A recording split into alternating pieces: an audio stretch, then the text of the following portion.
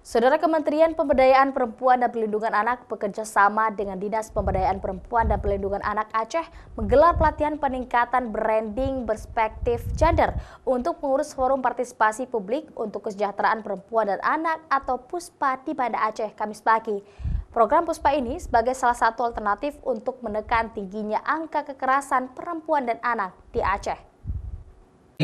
Kita harus memilah.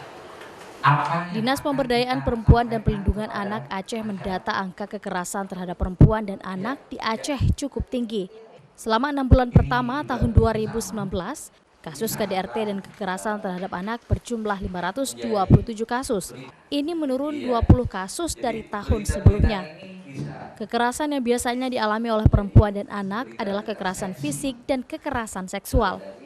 Untuk menekan tingginya angka kekerasan terhadap perempuan dan anak, DP3A dan mitra kerja lainnya berinisiasi membentuk Forum Partisipasi Publik untuk Kesejahteraan Perempuan dan Anak atau PUSPA Aceh. Saat ini ada satu desa yang diberdayakan untuk ibu rumah tangga, yaitu Perumnas Ujung Bate, Neuheun, Aceh Besar.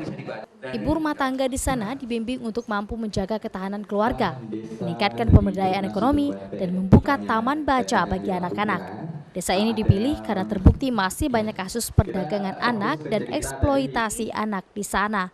Di 2019 ini ada 527, sementara di tahun 2018 ada 547. Berarti kan ada selisih 20.